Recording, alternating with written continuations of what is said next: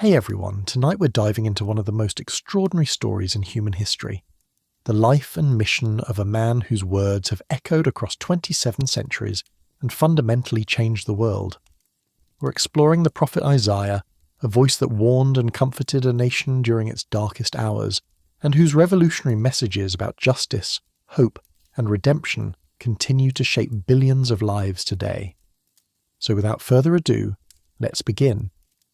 In the 8th century before Christ, the ancient Near East trembled under the shadow of an empire unlike any the world had ever seen. From the banks of the Euphrates River, Assyrian armies swept across the known world like a plague of locusts, leaving devastation in their wake. City after city fell before their siege engines.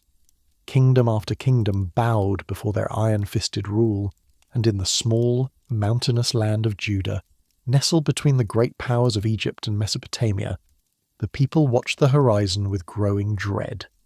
This was the world into which God would call one of history's greatest prophets, a world teetering on the edge of chaos, where political alliances shifted like desert sand, and where the very survival of nations hung by the thinnest of threads. It was a world that desperately needed a voice of clarity, a messenger who could see beyond the immediate crisis to the eternal purposes of the Almighty.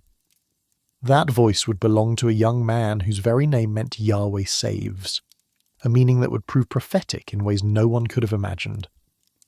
To understand Isaiah's mission, we must first grasp the fractured reality of his world. What had once been the glorious united kingdom of David and Solomon had long since split into two rival nations. To the north lay Israel, also called Ephraim, with its capital in Samaria. To the south stood Judah, centered on the holy city of Jerusalem. These sister kingdoms, born from the same covenant and sharing the same heritage, now eyed each other with suspicion and sometimes outright hostility. The northern kingdom of Israel, despite its larger size and greater wealth, had never found stability. King after king had risen and fallen, often by violence. The royal capital had been moved multiple times as political fortunes shifted. Worse still, the northern tribes had abandoned the worship of Yahweh in all but name, embracing instead the fertility cults of their Canaanite neighbours. Golden calves stood in their temples, and sacred prostitution defiled their high places. The covenant that had made them a people set apart was becoming a distant memory. In Judah, the situation was more complex but no less troubling. The southern kingdom still maintained the temple in Jerusalem and claimed loyalty to the God of their fathers. The Davidic dynasty still occupied the throne, providing at least the appearance of continuity with their glorious past. Yet beneath this veneer of orthodoxy, corruption had taken deep root. The very foundations of their society were crumbling. By the time the young prophet would begin his ministry around 740 BC, Judah was a nation suffering from a crisis of character that went far deeper than any military threat. The wealthy had grown obscenely rich while the poor sank into desperate poverty. In the courts of justice, bribes determined verdicts more often than evidence. Merchants used false weights and measures to cheat their customers. Landlords foreclosed on family farms for trivial debts, creating a growing class of landless peasants who had once been prosperous farmers. The prophet Amos, Isaiah's contemporary in the north, captured the moral climate with searing clarity. They sell the innocent for silver and the needy for a pair of sandals. They trample on the heads of the poor as on the dust of the ground and deny justice to the oppressed. In Jerusalem's marketplaces, the contrast between rich and poor had become obscene. Wealthy merchants built elaborate houses with carved ivory inlays and multiple courtyards, while day labourers struggled to feed their families. Women of the upper classes adorned themselves with jewellery imported from distant lands, while widows and orphans begged at the city gates. The covenant law that commanded special care for the vulnerable, the stranger, the fatherless, and the widow, had been forgotten in the pursuit of profit and pleasure. Perhaps most disturbing of all was the religious establishment's complicity in this moral decay. The priests who should have been the conscience of the nation had become partners in oppression. They accepted bribes to overlook injustice.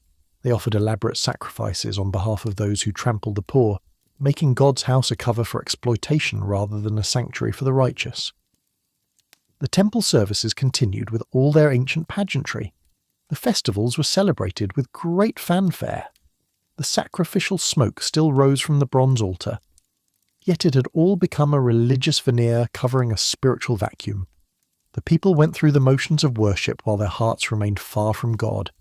They brought their offerings with one hand while oppressing their neighbours with the other. This religious hypocrisy would become one of the prophet's primary targets. The God who had established these rituals would later speak through his prophet with withering condemnation. "The multitude of your sacrifices, what are they to me? I have more than enough of burnt offerings, of rams and the fat of fattened animals. I have no pleasure in the blood of bulls and lambs and goats. Stop bringing meaningless offerings. Your incense is detestable to me." The problem wasn't with the rituals themselves. God had ordained them. The problem was that they had become a substitute for authentic righteousness, rather than an expression of it. The people had fallen into the dangerous delusion that religious activity could compensate for moral failure, that elaborate ceremonies could cover a multitude of sins. Even more troubling was the creeping influence of foreign religious practices. As Judah's political situation became more precarious, its leaders increasingly looked to foreign powers for security. And with political alliances came religious compromises. Assyrian religious symbols began appearing in the temple precincts. Canaanite fertility rituals, with their promise of agricultural prosperity, attracted followers even among the covenant people. The high places, ancient hilltop shrines that should have been destroyed, continued to flourish throughout the countryside. There, the worship of Yahweh was mixed with the veneration of Baal and Asherah, creating a syncretic religion that bore little resemblance to the faith of Abraham, Isaac, and Jacob. Sacred trees and carved poles dotted the landscape, marking sites where ritual prostitution and child sacrifice were practiced in the name of ensuring fertile crops and numerous offspring. King Ahaz, who would play a crucial role in Isaiah's early ministry, would eventually go so far as to sacrifice his own son to foreign gods, an act of desperation that horrified even his pagan neighbours. The covenant people, chosen to be a light to the nations, were instead adopting the darkest practices of those around them. While Judah wrestled with internal decay, external pressures mounted with each passing year. To the northeast, the Assyrian Empire was entering its most aggressive phase of expansion. Under kings like Tiglath-Pileser III, Sargon II, and Sennacherib, Assyria had perfected the art of warfare and developed a bureaucratic system capable of governing a vast multi-ethnic empire. The Assyrian military machine was unlike anything the ancient world had seen. Their armies combined traditional infantry and cavalry with sophisticated siege equipment, capable of breaching the strongest fortifications. They employed psychological warfare on a massive scale, using terror as a weapon to break the will of their enemies before battle was even joined.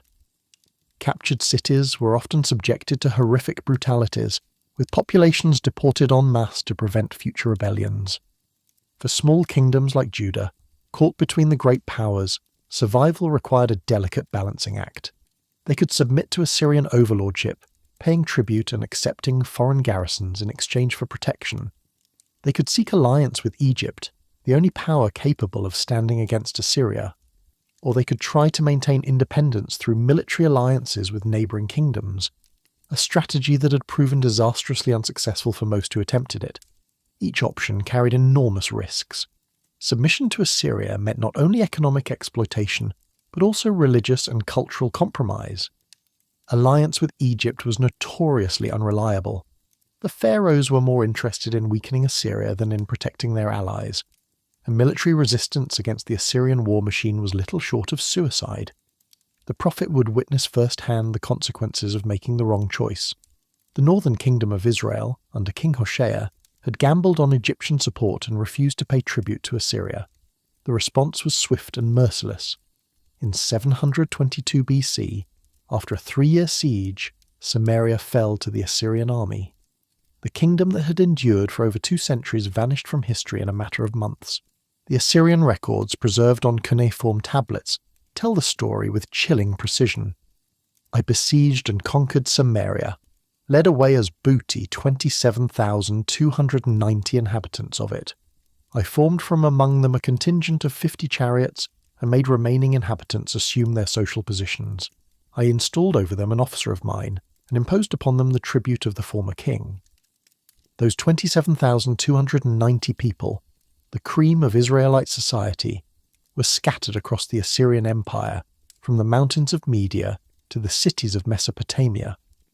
They disappeared into the vast melting pot of subject peoples, their distinctive identity lost forever. The 10 lost tribes had become a historical reality, their fate serving as a terrifying warning to their southern cousins in Judah. The refugees who managed to escape south brought with them tales of horror that must have chilled the blood of every Judean. Entire cities had been burned to the ground. Families had been torn apart, with members sold into slavery in distant lands. The rich agricultural valleys of the north, once flowing with grain and wine, lay desolate and empty. The northern kingdom's gamble on human alliances had ended in national extinction. It was into this world of political chaos, moral decay, and looming catastrophe that God would call the son of Amoz to serve as his prophet. The young man who would answer that call came from the upper echelons of Judean society. His sophisticated vocabulary, his intimate knowledge of court life, and his easy access to kings suggest that he was born into the nobility, perhaps even related to the royal family. The young man's education would have been exceptional for his time. He possessed a mastery of Hebrew poetry that ranks him among the greatest literary artists in human history. His knowledge of international affairs, military strategy, and economic policy indicates a man at home in the corridors of power. He could speak with equal authority about agricultural techniques and diplomatic protocol, about religious ritual and legal precedent. Yet for all his worldly sophistication, the future prophet remained a man of deep spiritual sensitivity. His writings reveal an intimate knowledge of Israel's covenant traditions and a profound understanding of the character of God. He saw through the religious facades of his day to the heart of authentic faith. He understood that the crisis facing his nation was fundamentally spiritual rather than political, that their real enemies were not the Assyrians but their own sins. More importantly, the young noble possessed something increasingly rare in his generation, an unshakable conviction that the God of Israel was the sovereign ruler of history. While his contemporaries looked to military alliances and diplomatic maneuvering for security, he would consistently advocate for a radically different approach: trust in the faithfulness of Yahweh and obedience to his covenant demands. The year 740 BC marked a watershed moment in the history of Judah. King Uzziah, who had ruled for over 50 years and brought the southern kingdom to unprecedented prosperity and power, lay dying in his palace. Under his reign, Judah had expanded its territory, built extensive fortifications, and developed a thriving economy based on agriculture and trade. Uzziah had been, by most measures, a successful king. He had modernized the army, introducing new weapons and siege equipment. He had encouraged agricultural development, building cisterns and watchtowers throughout the countryside. He had maintained Judah's independence while avoiding costly conflicts with the great powers. The kingdom had enjoyed peace and prosperity during most of his reign. Yet even Uzziah's success carried the seeds of spiritual failure. Prosperity had bred complacency. Military strength had encouraged self-reliance rather than dependence on God. The king himself had fallen victim to pride, attempting to offer incense in the temple, a privilege reserved for the priesthood, and being struck with leprosy as divine judgment for his presumption.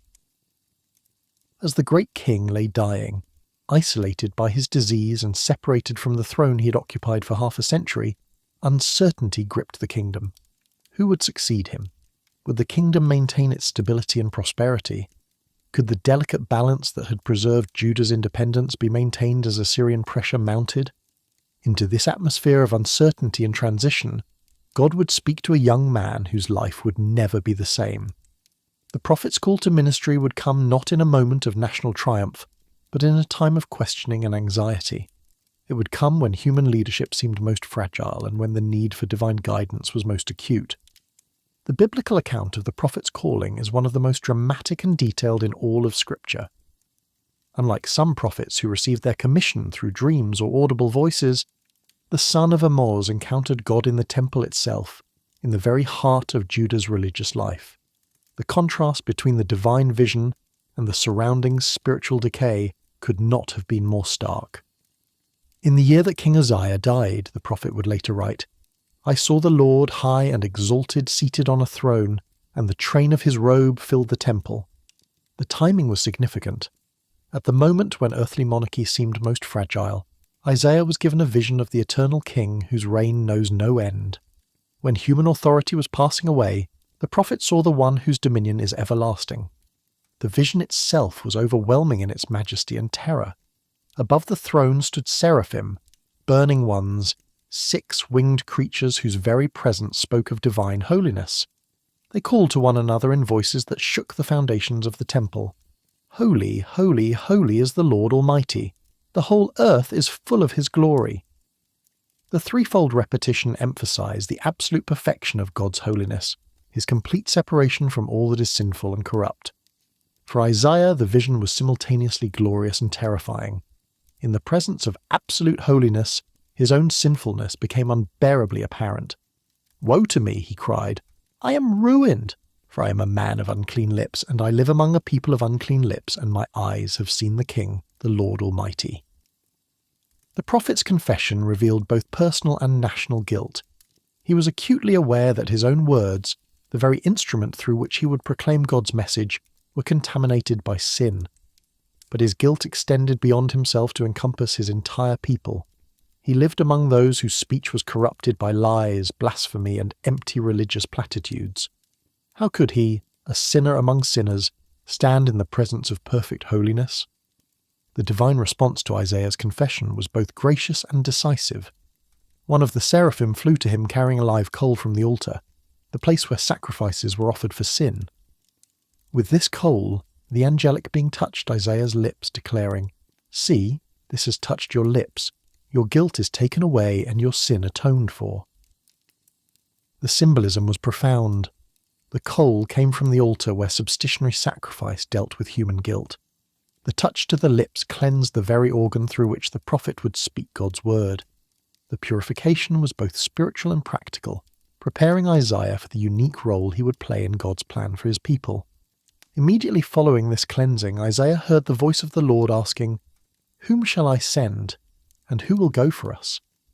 The question revealed the heart of God, not a tyrant commanding obedience, but a loving father seeking willing servants. The divine mission required not just prophetic gifting, but personal commitment, not just spiritual empowerment, but voluntary surrender. Isaiah's response has echoed through the centuries as a model of prophetic dedication. "Here am I, send me." The young nobleman who had entered the temple that day as a private individual emerged as a commissioned prophet, set apart for a mission that would define the rest of his life. But the commission came with a sobering warning. The message he would proclaim would largely fall on deaf ears. "Go and tell this people, be ever hearing, but never understanding, be ever seeing, but never perceiving." The prophet's words would actually harden the hearts of many who heard them, confirming them in their rebellion rather than leading them to repentance. When the young prophet asked how long this hardening would continue, the answer was devastating. Until the cities lie ruined and without inhabitant, until the houses are left deserted and the fields ruined and ravaged, until the Lord has sent everyone far away and the land is utterly forsaken. The prophet's ministry would span the collapse of the northern kingdom and would anticipate the eventual exile of Judah itself. Yet even in this message of judgment, a note of hope sounded. But as the terebinth and oak leave stumps when they are cut down, so the holy seed will be the stump. A remnant would survive. From the devastation would come new life. The judgment, however severe, would not be final. As the newly commissioned prophet left the temple that day, he carried with him a burden unlike any other. He had been called to speak for God in an age when few wanted to hear God's voice. He would proclaim judgment to a people who believed themselves secure. He would offer hope to those who thought themselves beyond redemption. He would call for faith in an age of political pragmatism. The emotional and spiritual cost of such a calling would be enormous. The prophet would face ridicule from the sophisticated, rejection from the powerful, and indifference from the masses. He would watch his predictions of judgment come to pass with devastating accuracy. He would see the northern kingdom destroyed, and would prophesy the eventual exile of his own people from the land God had given them. Yet he would also be granted visions of ultimate restoration that would sustain hope through the darkest hours. He would see the coming of a child who would be called Wonderful Counselor, Mighty God, Everlasting Father, Prince of Peace. He would envision a suffering servant who would bear the sins of many and make possible their redemption. He would glimpse new heavens and a new earth, where righteousness would dwell. The man who had encountered God in the temple would spend the next several decades serving as the divine voice to a nation in crisis. His words would echo through the centuries, shaping Jewish expectations of the Messiah and providing the theological framework for understanding God's plan of salvation. He would become, in the truest sense, the voice that warned and comforted a nation. But all of that lay in the future. As the young man emerged from the temple that day, transformed by his encounter with the living God, he could not have imagined the full scope of the mission that awaited him. He knew only that he had been chosen, cleansed, and commissioned to speak God's word to his generation. The rest would unfold one prophecy, one crisis, one divine revelation at a time. The world that had shaped this chosen messenger, a world of political instability, moral decay, and looming judgment, would provide the backdrop for one of the most remarkable prophetic ministries in human history. And the God who had called him would prove faithful through every trial, using his servant's words to accomplish purposes that would reach far beyond the borders of ancient Judah, to touch the lives of believers in every generation. The stage was set. The prophet was commissioned. The mission was about to begin. The words came like hammer blows against an anvil, each pronouncement ringing with divine authority and human anguish. Standing in the shadow of the temple where he had received his commission, the newly appointed prophet began to deliver messages that would shake the foundations of Judean society. His early oracles possessed a raw power that cut through the comfortable delusions of his contemporaries, stripping away the veneer of religious respectability to reveal the spiritual rot beneath. The prophet's initial proclamations focused on the immediate crisis facing his people, their abandonment of the covenant that had made them a nation.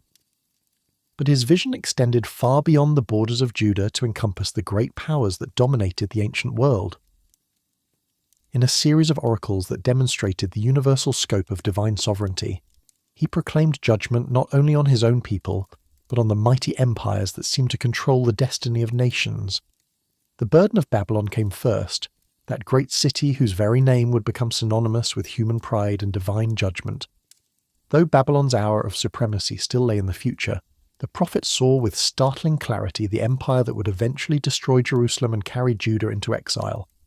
Babylon, the jewel of kingdoms, the pride and glory of the Babylonians, will be overthrown by God like Sodom and Gomorrah, he declared, his words echoing across the centuries to find their fulfillment in ways his original hearers could never have imagined. The oracle against Assyria followed, directed at the superpower that currently terrorized the ancient Near East.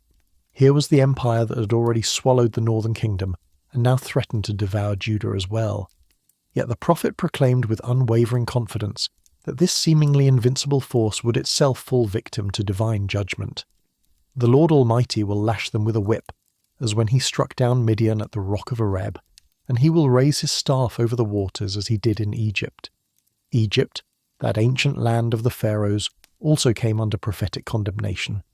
For generations, Judah's leaders had looked to Egypt as a potential ally against Assyrian aggression. But the prophet saw through the facade of Egyptian power to the weakness beneath. Woe to those who go down to Egypt for help, who rely on horses, who trust in the multitude of their chariots and in the great strength of their horsemen, but do not look to the Holy One of Israel, or seek help from the Lord. These oracles against the nations served a crucial theological purpose. They demonstrated that the God of Israel was not merely a tribal deity concerned only with the affairs of one small people. He was the sovereign ruler of all nations, the one who sits enthroned above the circle of the earth, and before whom the nations are like a drop in a bucket. The same divine justice that would judge Judah's sins would also hold accountable the great empires that oppressed the weak and glorified themselves above their Creator. But it was the prophet's words against his own people that carried the most devastating force. Speaking to a society that had convinced itself of its own righteousness, he systematically demolished every foundation of their false security. His targets were precise and comprehensive. The corrupt leadership that had led the nation astray, the religious establishment that had prostituted itself for political gain, and the wealthy elite that had built their prosperity on the backs of the poor. The royal court, which should have been the seat of justice and righteousness, had become a centre of corruption and incompetence. Kings who should have been shepherds of the people had become wolves preying upon the flock. The prophet's words against these failed leaders rang with divine indignation. Your rulers are rebels, partners with thieves. They all love bribes and chase after gifts. They do not defend the cause of the fatherless. The widow's case does not come before them. The priesthood, entrusted with teaching the law and maintaining the spiritual health of the nation, had betrayed their sacred calling. Instead of being voices of moral clarity, they had become partners in oppression. They accepted bribes to pervert justice and used their religious authority to cover the sins of the wealthy. The prophet's condemnation of these religious leaders was particularly scathing. From the least to the greatest, all are greedy for gain. Prophets and priests alike, all practice deceit. Perhaps most shocking to his contemporaries was the prophet's assault on the wealthy merchants and landowners who formed the economic elite of Judean society. These were the people who funded the temple sacrifices, who built magnificent houses in Jerusalem, who considered themselves the backbone of the nation. Yet the prophet saw them as parasites feeding on the lifeblood of their own people. He painted vivid pictures of their exploitation, wealthy landowners who foreclosed on family farms for trivial debts, creating a growing class of landless peasants, merchants who used false weights and measures to cheat their customers, judges who could be bought with a pair of sandals while the innocent suffered injustice. They sell the innocent for silver and the needy for a pair of sandals, he declared, his words cutting like a sword through the comfortable assumptions of his age. The prophet's development of the Day of the Lord concept represented one of his most significant theological contributions. Previous generations had looked forward to this day as a time when God would vindicate Israel against her enemies. But the prophet turned this expectation on its head, proclaiming that the Day of the Lord would first bring judgment upon God's own people for their unfaithfulness. In that day, he proclaimed, the Lord will take away the finery, the bangles and headbands and crescent necklaces, the earrings and bracelets and veils, the headdresses and anklets and sashes, the perfume bottles and charms. The coming judgment would strip away all the external markers of prosperity and status, revealing the spiritual poverty that lay beneath the surface of Judean society. This reversal of traditional expectations was not merely a threat, but a call to repentance. The prophet understood that true security could not be built on military might, economic prosperity, or religious ritual. It could only be found in a renewed relationship with the God of the covenant, a relationship characterized by justice, righteousness, and faithfulness. The prophet's use of covenant language permeated all his oracles of judgment. He reminded his hearers again and again of the special relationship that existed between God and Israel, a relationship that brought both privilege and responsibility. They were the people chosen to be a light to the nations, yet they had become a source of darkness. They were called to be a kingdom of priests, yet they had profaned everything sacred. "Hear me, you heavens! Listen, earth!" the prophet cried, invoking the cosmic witnesses to the covenant. "I reared children and brought them up, but they have rebelled against me. The ox knows its master, the donkey its owner's manger, but Israel does not know. My people do not understand." The image of rebellious children captured the heart of the covenant relationship. God was not a distant deity demanding arbitrary obedience, but a loving father whose children had spurned his care and guidance. This parental metaphor would run throughout the prophet's ministry, balancing stern discipline with tender compassion, judgment with the promise of ultimate restoration.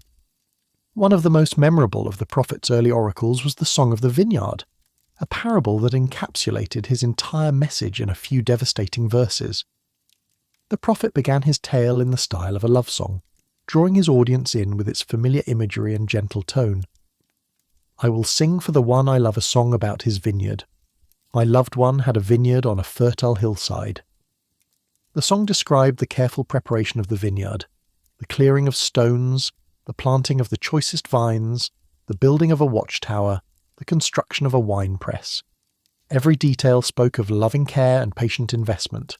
The vineyard owner had done everything possible to ensure a good harvest. Then he looked for a crop of good grapes, but it yielded only bad fruit. The disappointment in these words was palpable. After all the care and investment, the vineyard had produced nothing but worthless fruit. The owner's response was swift and decisive. "Now I will tell you what I am going to do to my vineyard. I will take away its hedge, and it will be destroyed.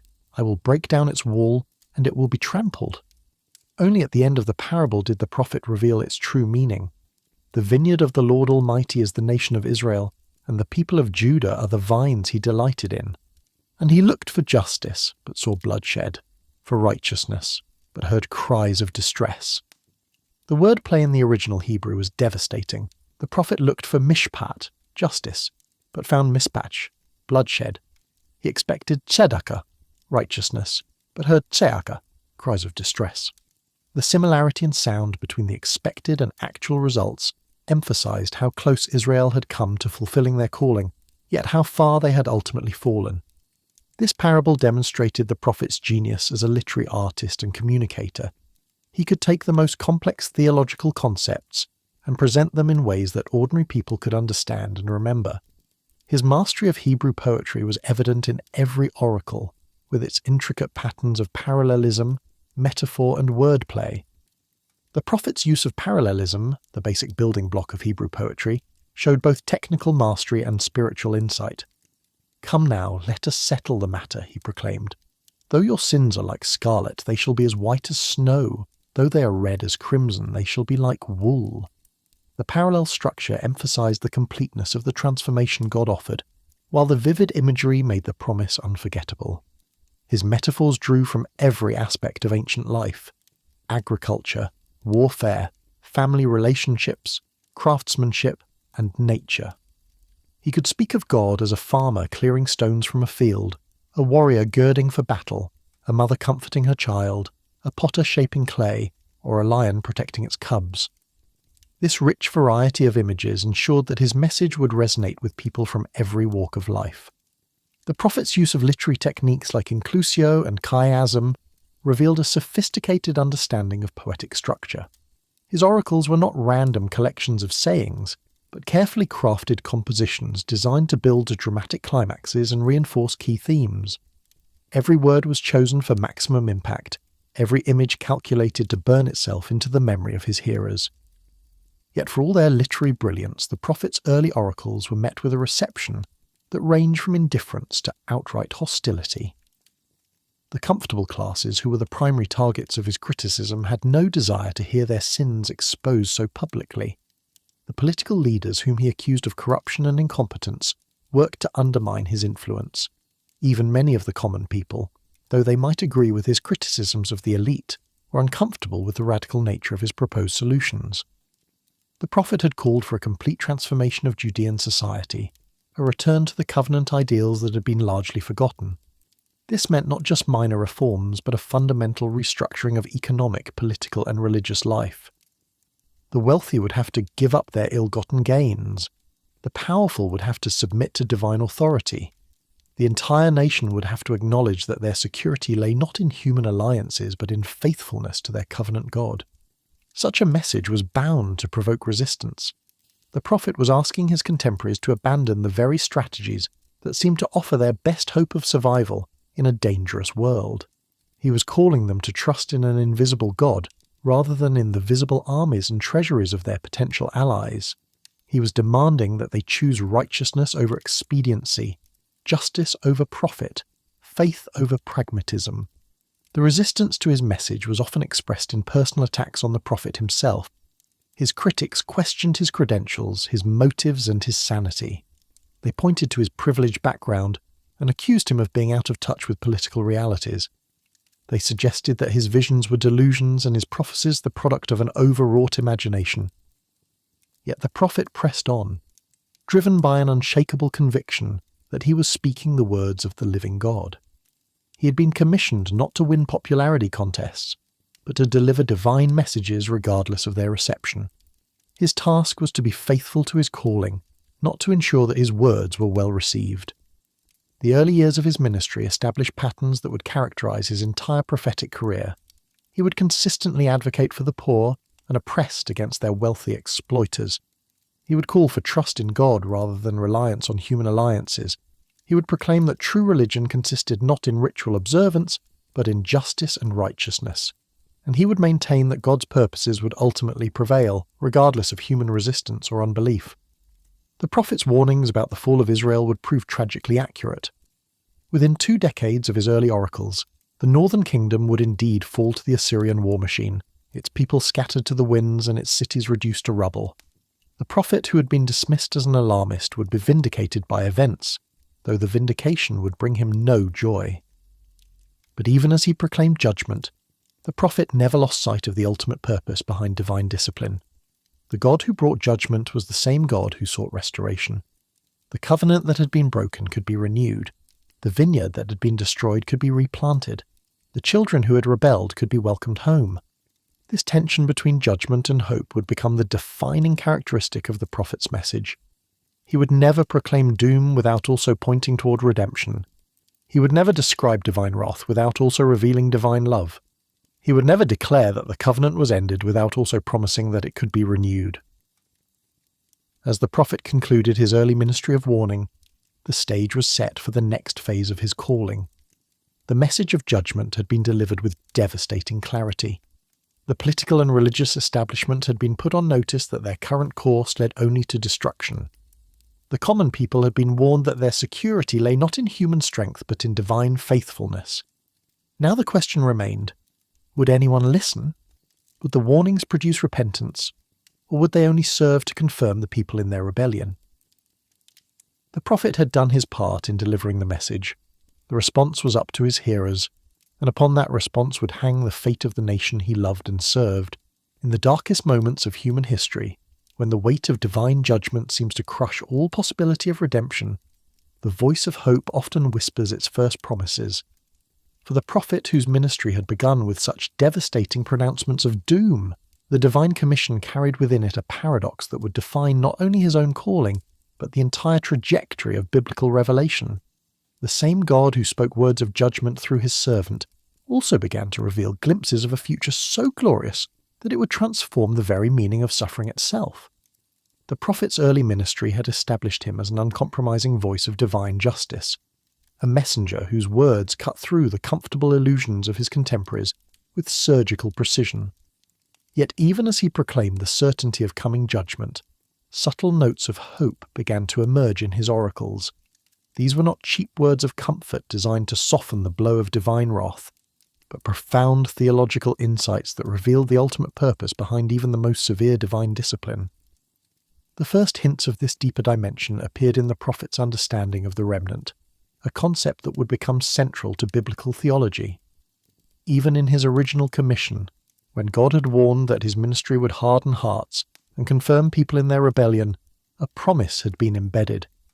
But as the terebinth and oak leave stumps when they are cut down, so the holy seed will be the stump. From apparent death would come new life.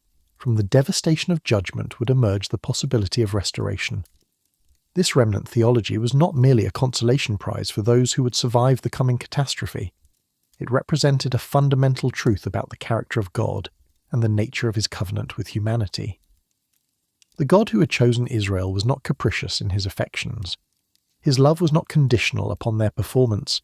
Even their unfaithfulness could not ultimately frustrate his purposes or nullify his promises. The prophet understood that judgment, however severe, was never God's final word.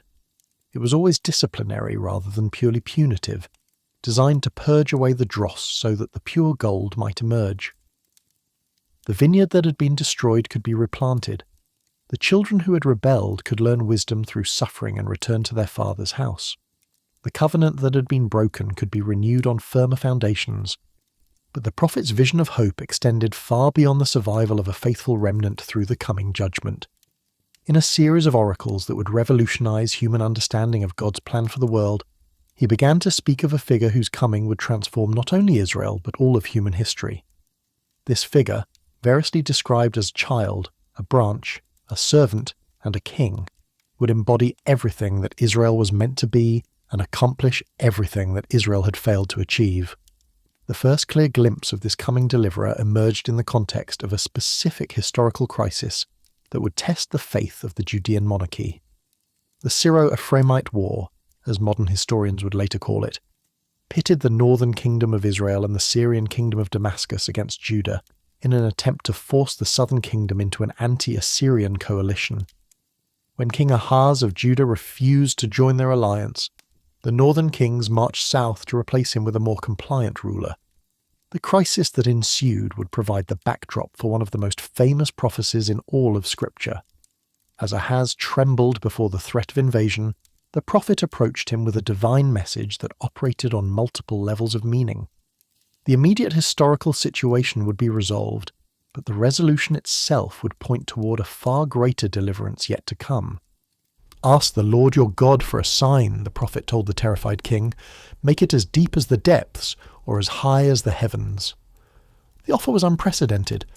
Ahaz could request any sign, no matter how spectacular, as confirmation of God's promise to deliver Judah from her enemies. Yet the king, in a display of false piety that barely concealed his unbelief, refused the offer. "I will not ask. I will not put the Lord to the test."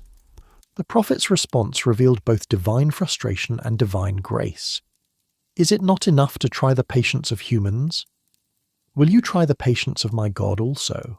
Therefore the Lord himself will give you a sign. The virgin will conceive and give birth to a son, and will call him Emmanuel. The sign that Ahaz had refused to request would be given anyway, not just to him, but to the entire house of David, and ultimately to all humanity. The name Emmanuel, God with us, captured the essence of what this child would represent. In a world where God often seemed distant and his people felt abandoned, here was the promise of divine presence in the most intimate possible form. God would not merely intervene on behalf of his people from heaven, he would dwell among them, sharing their nature and their experience. The immediate fulfillment of this prophecy likely involved the birth of the prophet's own son, or perhaps a child born to the royal family during the crisis.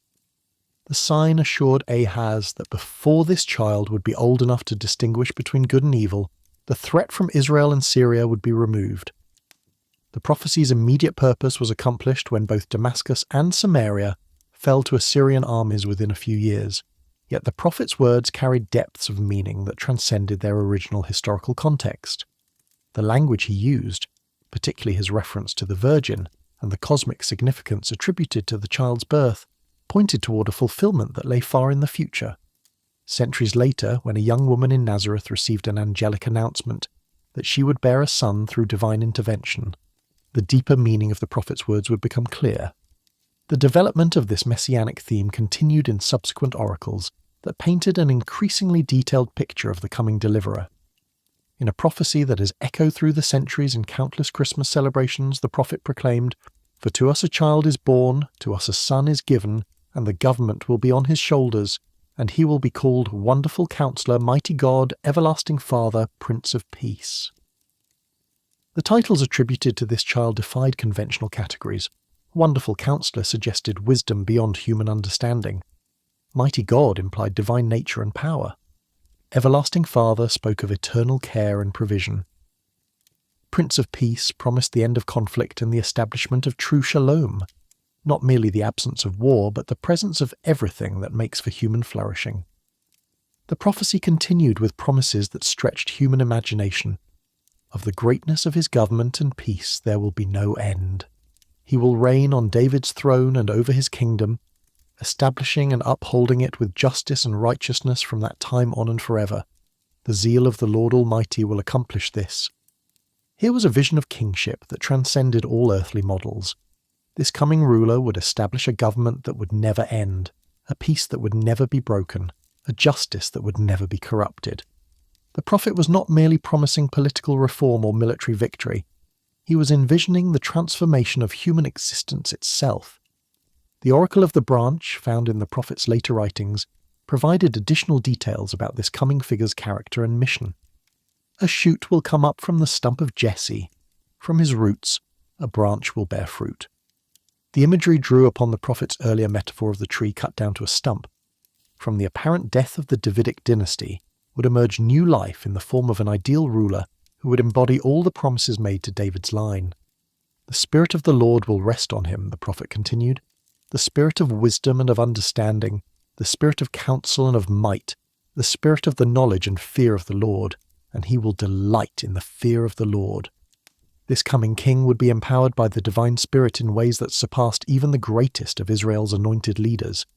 His wisdom would be perfect, his understanding complete, his strength unlimited. The effects of his reign would be equally unprecedented. He will not judge by what he sees with his eyes, or decide by what he hears with his ears, but with righteousness he will judge the needy, With justice he will give decisions for the poor of the earth. Unlike earthly rulers who are swayed by appearances, bribed by the wealthy, or deceived by false testimony, this king would possess supernatural insight into the hearts of people and perfect commitment to justice. The scope of his dominion would extend beyond human society to encompass the natural world itself. The wolf will live with the lamb, the leopard will lie down with the goat, the calf and the lion and the yearling together, and a little child will lead them.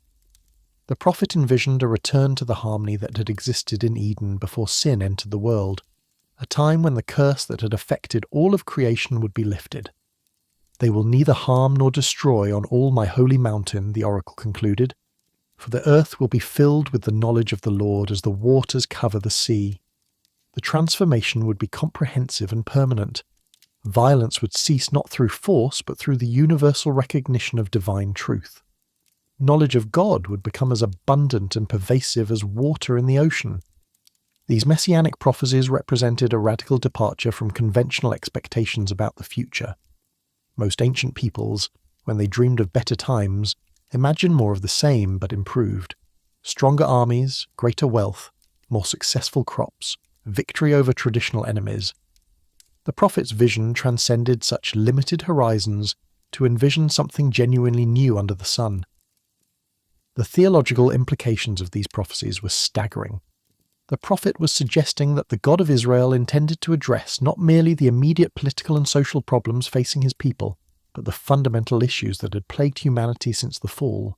The coming deliverer would not simply restore the Davidic kingdom to its former glory. He would establish a new kind of kingdom that would fulfill the original purpose for which humanity had been created. Yet even as the prophet painted these glorious pictures of the future, he never lost sight of the present reality of sin and judgment. The promises of restoration were not offered as an alternative to divine justice, but as its ultimate goal. The judgment that would fall upon Israel and the nations was not an end in itself, but a necessary preparation for the greater work that God intended to accomplish. This integration of judgment and hope reflected a mature understanding of the divine character that went far beyond simplistic notions of God as either loving or wrathful. The prophet understood that God's love was not sentimentality that overlooked sin, and his wrath was not cruelty that delighted in punishment. Both were expressions of his holiness, his perfect commitment to what is right and good. The prophet's vision of ultimate restoration extended beyond the borders of Israel to encompass all the nations of the earth. In the last days, he proclaimed, the mountain of the Lord's temple will be established as the highest of the mountains. It will be exalted above the hills, and all nations will stream to it. The knowledge of God that would transform Israel would also draw the Gentile nations to seek the same divine wisdom. Many peoples will come and say, Come, let us go up to the mountain of the Lord, to the temple of the God of Jacob. He will teach us his ways, so that we may walk in his paths. The prophet envisioned a time when the distinction between Jew and Gentile would not disappear, but would be transcended in a common pursuit of divine truth and righteousness. The universal scope of this vision represented another revolutionary aspect of the prophet's theology. While he remained committed to the special role of Israel in God's plan, he understood that this role was not an end in itself, but a means to the blessing of all humanity. Israel's election was not about privilege, but about responsibility. The responsibility to be a light to the nations and a channel through which God's salvation would reach the ends of the earth. This universalist dimension of the prophet's hope was balanced by his realistic assessment of human nature and the process by which God's purposes would be accomplished. The transformation he envisioned would not happen overnight or without cost. It would require the patient working of divine grace through human history, often in ways that would seem to contradict the very promises being fulfilled. The concept of the new heavens and new earth, which appeared in the prophet's later oracles, pushed the boundaries of hope to their ultimate limits. See, I will create new heavens and a new earth, declared the Lord through his prophet. The former things will not be remembered, nor will they come to mind. This was not merely restoration, but recreation, not simply healing, but transfiguration. The details of this new creation challenged every assumption about the limitations of earthly existence. Never again will there be in it an infant who lives but a few days, or an old man who does not live out his years. Death itself, the last enemy of human happiness, would be defeated. They will build houses and dwell in them. They will plant vineyards and eat their fruit. The curse that had made human labour frustrating and often futile would be lifted. Most remarkably, this new creation would be characterised by direct and intimate communion between God and his people. Before they call, I will answer. While they are still speaking, I will hear. The separation between divine and human that had existed since the fall would be overcome. Prayer would become conversation. Worship would become fellowship. The ultimate goal of all God's dealings with humanity would be achieved. The prophet's articulation of these hopes required not only spiritual insight, but also literary genius of the highest order.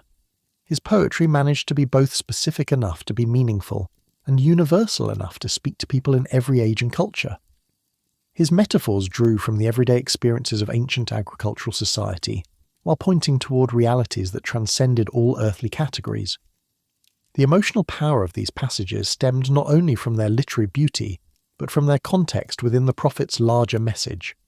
These were not wishful dreams offered by someone who had never faced hard realities. They were promises spoken by a man who had looked unflinchingly at the depth of human sin and the severity of divine judgment. The hope was precious precisely because it had been purchased at such a high price.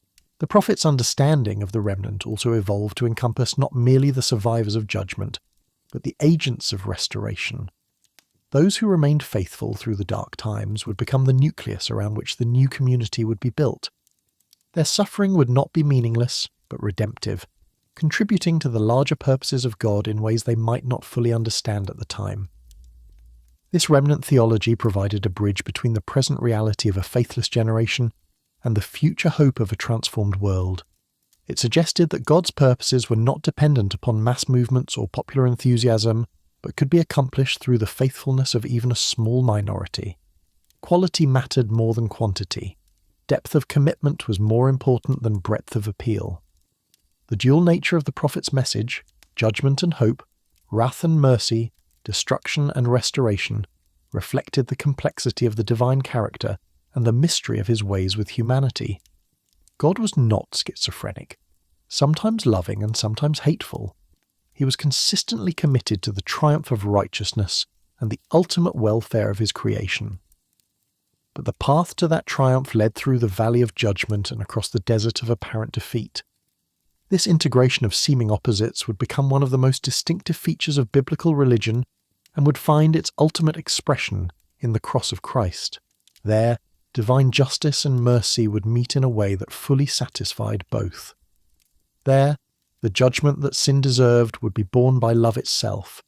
There, the hope that the prophet had proclaimed would be secured by the very suffering it seemed to contradict. As the prophet's ministry progressed through its early phases, the themes he'd introduced would be developed with increasing richness and complexity. The child who had been promised as a sign would grow in the prophet's understanding to become the centerpiece of all human history. The kingdom that would be established would prove to be both spiritual and physical, both present and future, both particular and universal. But even in these early oracles, the essential framework was already in place. Hope was not an addendum to judgment, but its ultimate goal. Mercy was not the absence of justice, but its highest expression. The future was not an escape from the present, but its redemption. And the God who spoke through his prophet was not capricious in his dealings with humanity, but utterly reliable in his commitment to their ultimate good. The stage was now set for the prophet's message to be tested in the crucible of immediate historical crisis. The promises had been made, the hope had been proclaimed. Now the question would be whether the leaders and people of Judah would have the faith to trust in these divine assurances when their very survival seemed to hang in the balance. The winter of 735 BC brought more than cold winds to the hills surrounding Jerusalem. Urgent messages arrived daily at the royal palace, each one carrying news that struck deeper fear into the heart of King Ahaz than the last. To the north, an unprecedented alliance had formed between two traditional enemies, Rezin, king of Damascus, and Pekah, ruler of the northern kingdom of Israel. Their purpose was singular and terrifying: to march south, depose Ahaz, and install a puppet king who would join their desperate coalition against the advancing Assyrian Empire. The Syro-Ephraimite War, as history would remember this conflict, represented far more than a regional power struggle. It was a moment when the very survival of the Davidic dynasty hung in the balance, when the promises made to the House of David seemed about to be swept away by the harsh realities of international politics. For the prophet who had proclaimed the coming of a child who would sit on David's throne forever, this crisis would provide the most severe test yet of his conviction that God's purposes could not be thwarted by human schemes. The news that reached Jerusalem painted a picture of overwhelming odds. The combined armies of Syria and Israel vastly outnumbered Judah's forces. These were not distant threats, but immediate dangers, seasoned warriors who had already begun their march south. Intelligence reports spoke of advance units moving through the hill country, of villages burning in their wake, of refugees streaming toward Jerusalem with tales of devastation and terror. In the royal palace, panic gripped the court. Ministers who had built their careers on careful diplomatic calculations found themselves facing a situation that defied all conventional wisdom. Military advisors spoke in hushed tones about the impossibility of defending the capital against such overwhelming force. Some counselled immediate flight to Egypt.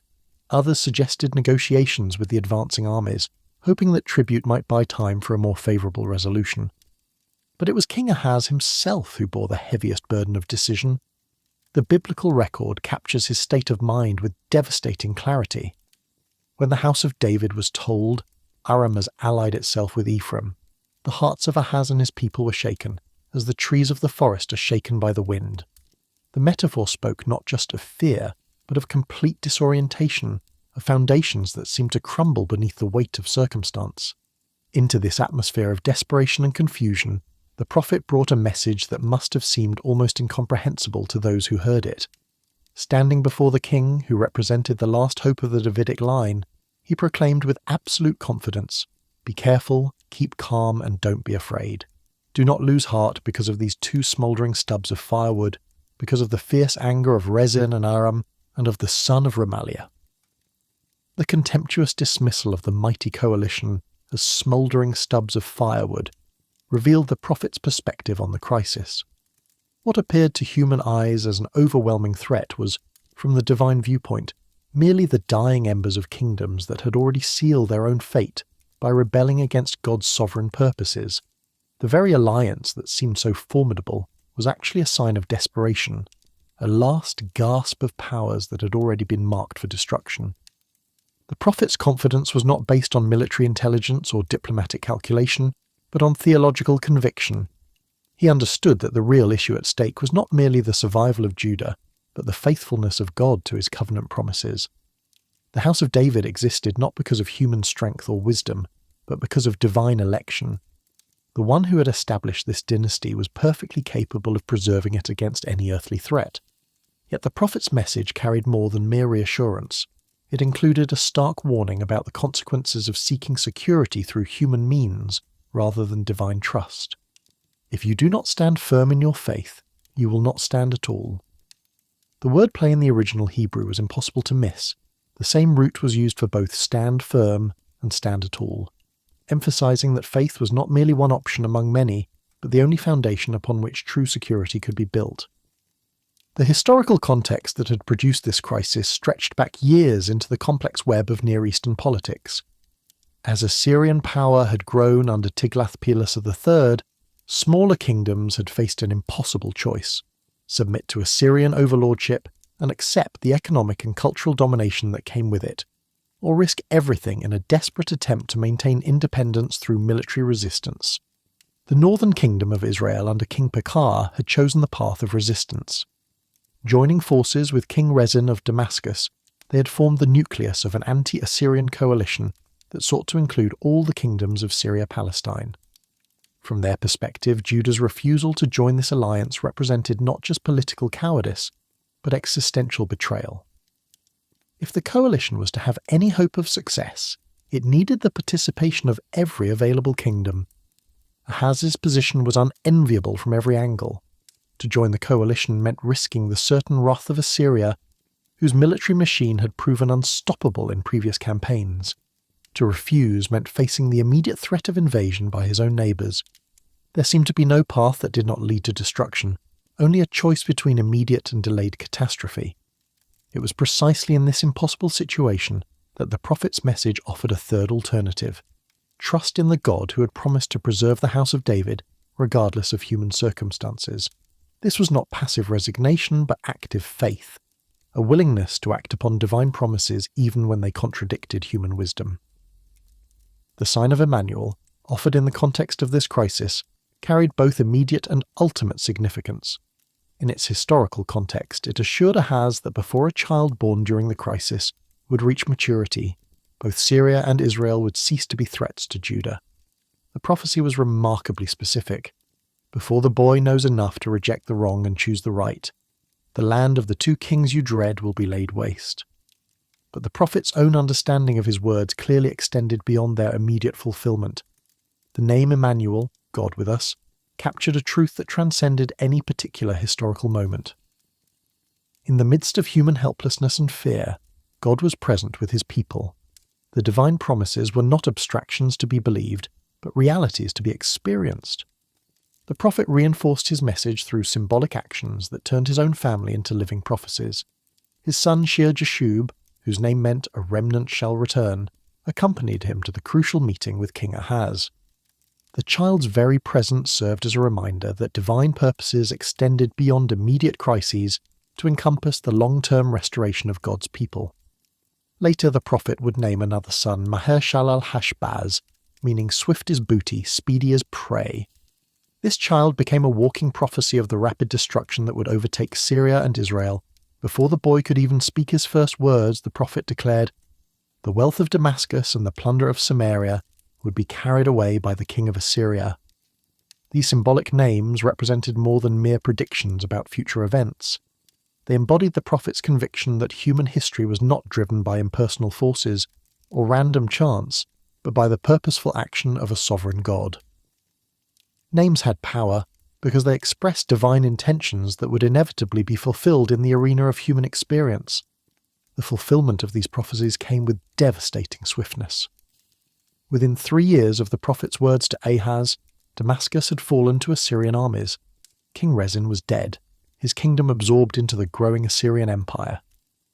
The northern kingdom of Israel lingered a few years longer, but its fate was equally certain. In 722 BC, Samaria fell after a 3-year siege, and the 10 northern tribes vanished from history as a distinct people. Yet Ahaz's response to the prophet's message revealed the tragic irony of unbelief in the face of divine faithfulness.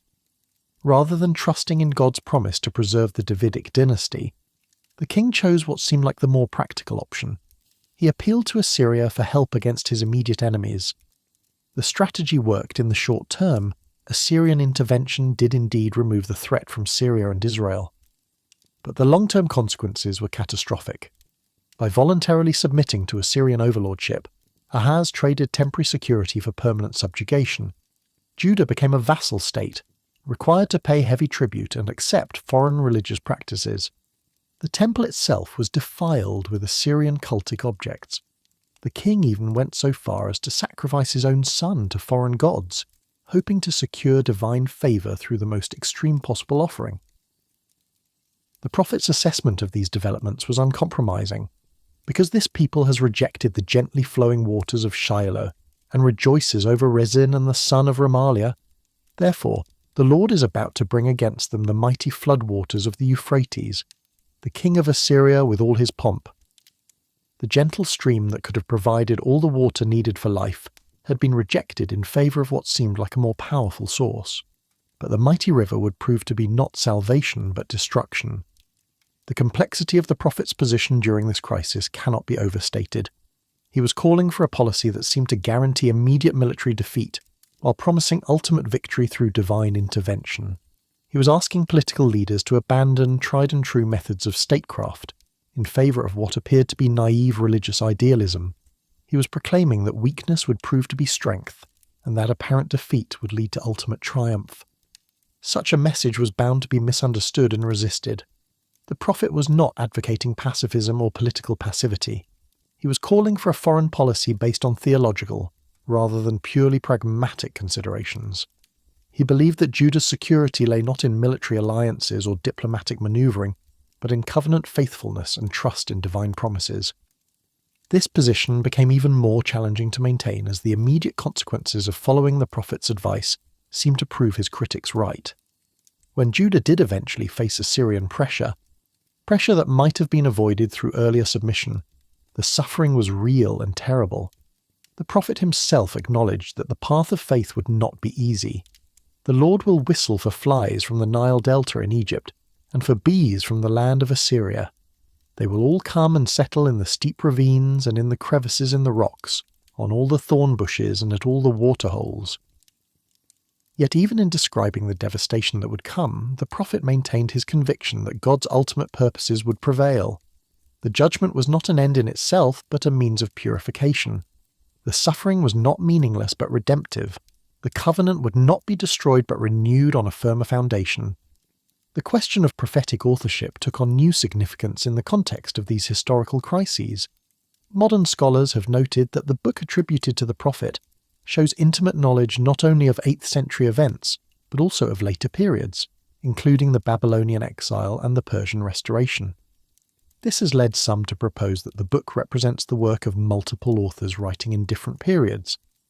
From one perspective, this scholarly observation enriches rather than diminishes appreciation for the prophetic literature.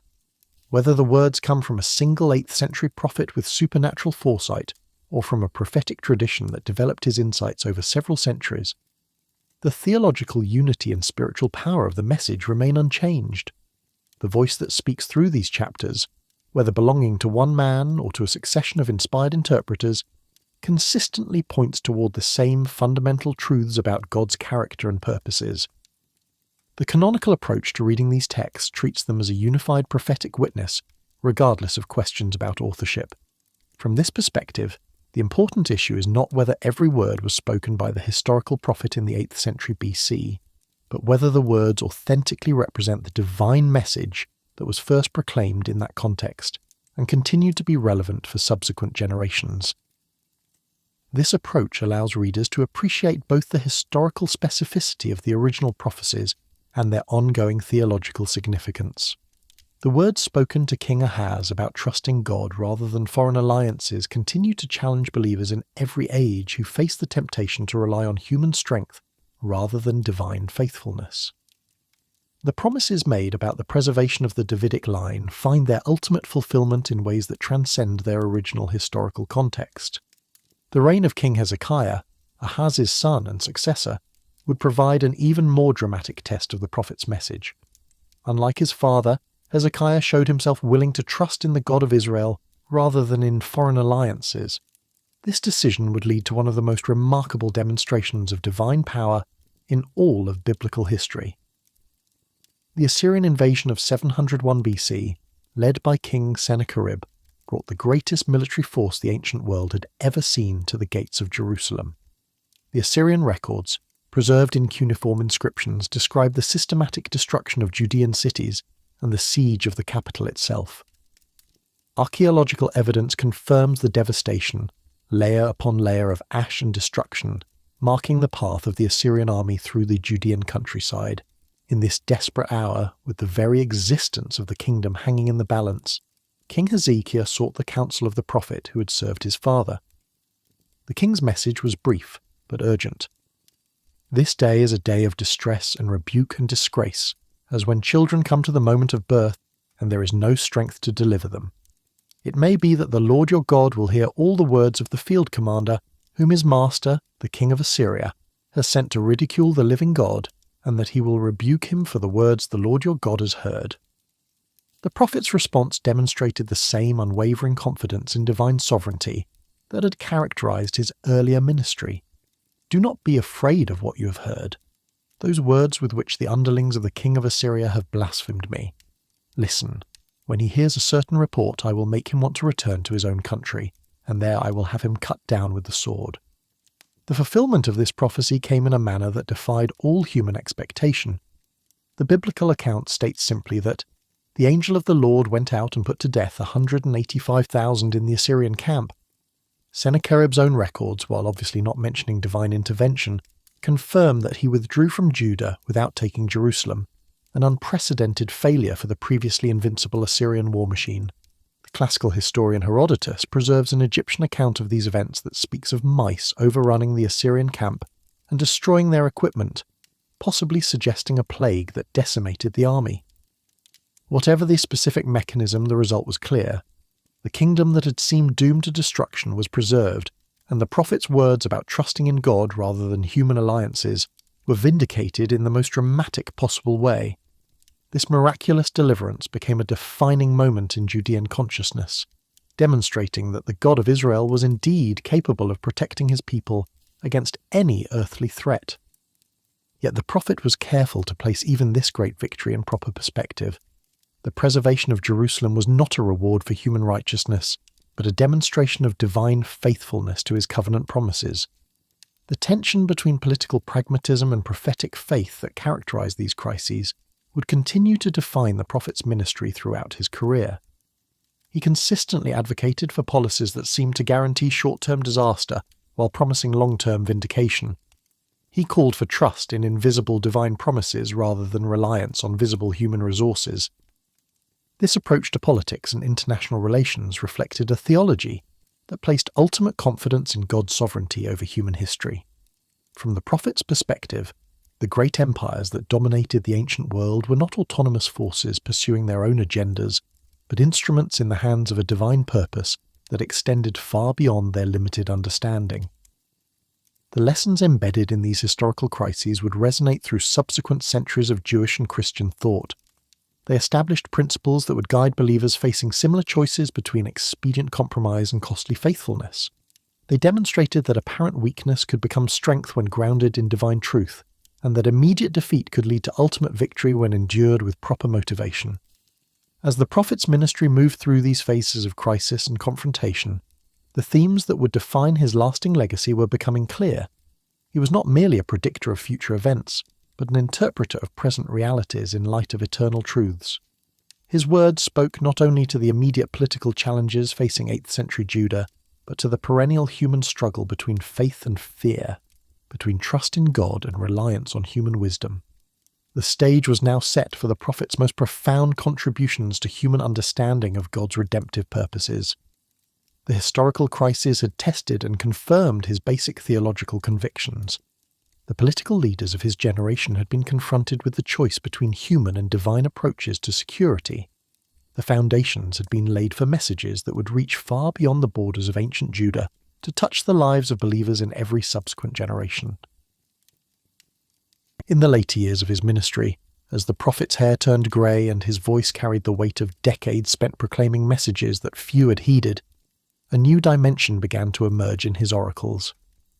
The themes of judgment and hope, of divine sovereignty and human responsibility remained constant, but now, woven through his prophecies like golden threads through dark tapestry, came insights into the nature of redemption that would revolutionize human understanding of how God accomplishes his saving purposes. The figure who emerged in these later oracles was unlike any hero the ancient world had ever imagined. This was not a conquering king who would achieve victory through military might, nor a wise ruler who would establish justice through superior political strategy.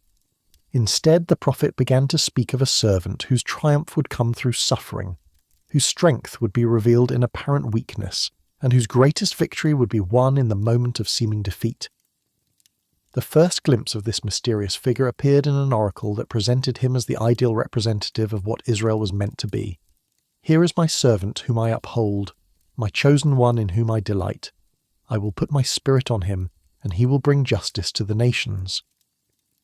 The language echoed the divine approval that had been pronounced over Israel at the time of their election, but now it was focused on a single individual who would accomplish what the nation as a whole had failed to achieve. This servant would not operate according to conventional methods of establishing authority or enforcing compliance. He will not shout or cry out or raise his voice in the streets. A bruised reed he will not break, and a smouldering wick he will not snuff out. The image suggested infinite gentleness combined with unwavering determination. Where others saw only broken remnants to be discarded, this servant would see potential for restoration and renewal. Yet despite his gentle methods, the servant's mission would be cosmic in scope. In faithfulness he will bring forth justice. He will not falter or be discouraged till he establishes justice on earth. In his teaching, the islands will put their hope. The prophecy envisioned a transformation that would reach from the smallest villages to the most distant coastlands, establishing divine justice through divine wisdom rather than human force. The second servant oracle expanded the scope of the mission even further, revealing that the servant's calling extended beyond the restoration of Israel to encompass the salvation of all humanity. It is too small a thing for you to be my servant to restore the tribes of Jacob and bring back those of Israel I have kept. I will also make you a light for the Gentiles, that my salvation may reach to the ends of the earth. This universalist vision represented a stunning development in prophetic thinking. While the prophet had always understood that God's purposes included the nations, he now proclaimed that the servant's mission was specifically directed toward bringing divine light to all peoples. The boundaries between Jew and Gentile would not be erased, but they would be transcended in a common experience of divine grace. The servant's own testimony in this oracle revealed both the glory and the burden of his calling. The Lord called me from the womb. From the body of my mother he named my name. He made my mouth like a sharp sword. In the shadow of his hand he hid me. He made me a polished arrow. In his quiver he concealed me. The imagery suggested both divine election from before birth and careful preparation for a specific mission. Yet even this chosen servant would experience the deep disappointment that comes from proclaiming truth to those who refuse to hear. But I said, I have laboured in vain. I have spent my strength for nothing and vanity. The words captured the essential loneliness of the prophetic calling, the burden of speaking divine truth to human hearts that remain closed to its message. The third servant oracle introduced the theme of suffering that would become central to understanding the servant's mission. The sovereign Lord has given me a well-instructed tongue to know the word that sustains the weary. He wakens me morning by morning, wakens my ear to listen like one being instructed. This servant was portrayed as the ideal disciple, one who received divine instruction not for his own benefit, but for the sake of those who were exhausted by the burdens of life. The servant's response to his calling demonstrated perfect obedience even in the face of opposition and persecution. I offered my back to those who beat me, my cheeks to those who pulled out my beard. I did not hide my face from mocking and spitting. The vivid imagery suggested not passive resignation, but active acceptance of suffering as part of the divine mission. The confidence that sustained the servant through such treatment came from his unshakable trust in divine vindication. Because the sovereign Lord helps me, I will not be disgraced. Therefore have I set my face like flint, and I know I will not be put to shame. The metaphor of the flint face suggested both hardness and the ability to produce fire when struck, perfect determination that would ultimately ignite the transformation of the world. But it was in the fourth and most famous of the servant songs that the prophet's vision reached its greatest depth and power. Here, in language that would echo through the centuries in Christian worship and theology, he painted a portrait of redemptive suffering that challenged every conventional understanding of how salvation could be achieved. The oracle began with a note of stunning reversal. See, my servant will act wisely. He will be raised and lifted up and highly exalted. But just as there were many who were appalled at him, his appearance was so disfigured beyond that of any human being and his form marred beyond human likeness. So he will sprinkle many nations, and kings will shut their mouths because of him. The progression from disfigurement to exaltation captured the essential paradox of the servant's mission. His greatest moment of apparent defeat would prove to be his ultimate triumph. His most complete humiliation would become the means of his highest glorification. The very suffering that would cause observers to turn away in horror would prove to be the instrument through which he would accomplish the purification of nations. The prophecy continued with words that would prove to be among the most detailed predictions of future events ever recorded. He was despised and rejected by mankind, a man of suffering and familiar with pain. Like one from whom people hide their faces, he was despised, and we held him in low esteem. The portrait was of complete rejection by the very people he had come to serve, not occasional opposition but systematic contempt. Yet this rejection was not due to any fault in the servant himself. Surely he took up our pain and bore our suffering, yet we considered him punished by God, stricken by him, and afflicted. The oracle revealed that human perception of the servant's suffering would be fundamentally mistaken. What appeared to be divine punishment for personal sin would actually be vicarious suffering for the sins of others. The central theological insight of the passage came in words that would transform human understanding of atonement. But he was pierced for our transgressions. He was crushed for our iniquities. The punishment that brought us peace was on him, and by his wounds we are healed. The concept of substitutionary suffering, one person bearing the penalty that others deserved, was revolutionary in its implications. The prophet pressed the point with relentless clarity. We all, like sheep, have gone astray. Each of us has turned to our own way, and the Lord has laid on him the iniquity of us all. The universal scope of human sinfulness was matched by the universal application of the servant's atoning work. No one was excluded from the need for redemption, and no one was excluded from the availability of salvation through the servant's sacrifice. The description of the servant's death was harrowing in its detail. He was oppressed and afflicted, yet he did not open his mouth. He was led like a lamb to the slaughter, and as a sheep before its shearers is silent, so he did not open his mouth. The imagery suggested both innocence and voluntary submission. This was not the death of a criminal protesting his innocence, but of a sacrifice willingly offered for the good of others. The judicial murder that would end the servant's earthly life was described with bitter irony. By oppression and judgment he was taken away. Yet who of his generation protested? For he was cut off from the land of the living. For the transgression of my people he was punished. The very legal system that should have protected the innocent would become the instrument of their destruction. Even in death, the servant would be denied the dignity usually accorded to those who suffered for righteous causes.